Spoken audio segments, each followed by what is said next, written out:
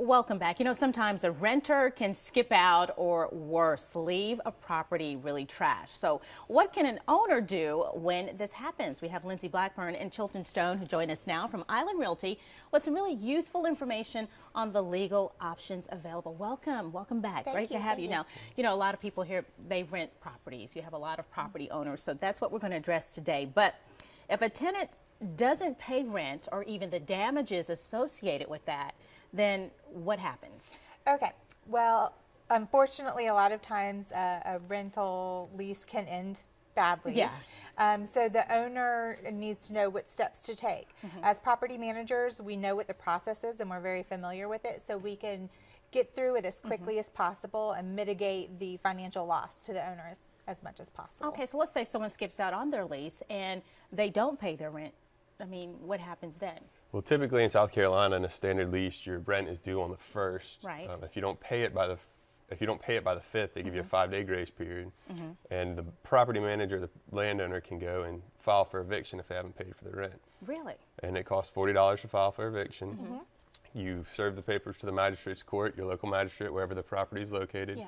And the magistrate will have a constable go out and serve the tenant the eviction notice. Okay. So now I imagine that some people will pay their rent by the 1st or maybe, by the 5th. You would hope that, but then there are those cases where they don't. Yes, they don't. So once you file for eviction, sometimes the tenants will then pay. Yeah. Sometimes they don't.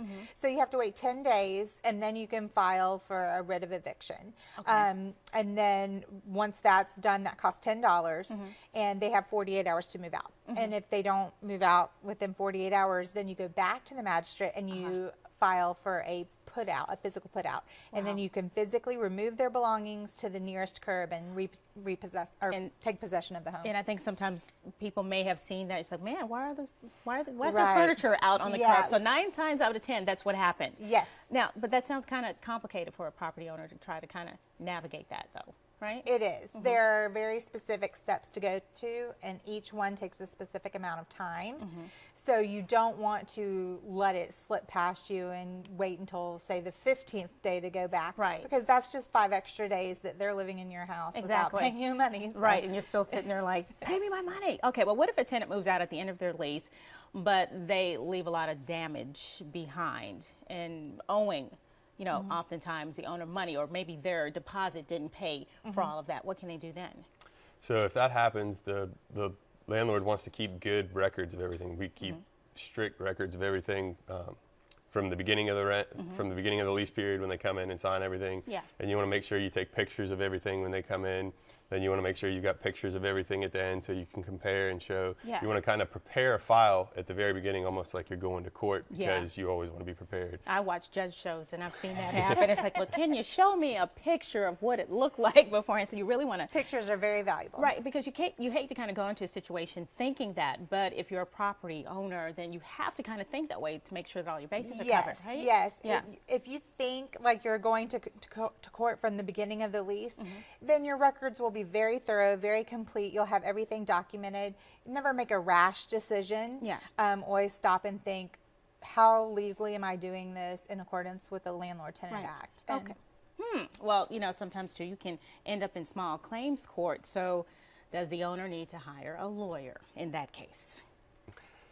Typically, you don't need to hire a lawyer for small claims court. It's meant to be friendly for what they say per se, representing yourself. It helps having an attorney, but it's not necessary. Island Realty actually is an agent for the landowner, can represent the owner in small claims court, and that's what happens most of the time. Everybody's well versed in how small claims court works and everything they need to have. Okay, well, any tips real quick for any owner trying to go through this process? And Sure. Set reminders for the days. Once you file your first eviction notice, set a reminder for 10 days. Like I said, you don't want those days slipping past you because they're just living there for free. Right. Always do a thorough credit and background check and check rental references. If they took care of someone else's property, more than likely they'll take care of yours. Gotcha. All right. Well, that sounds really good. Lindsay, Chilton, thank you so much for joining us. Thank you. All right. Stay with us. Up next, John is in the kitchen with the good folks from La Fontana.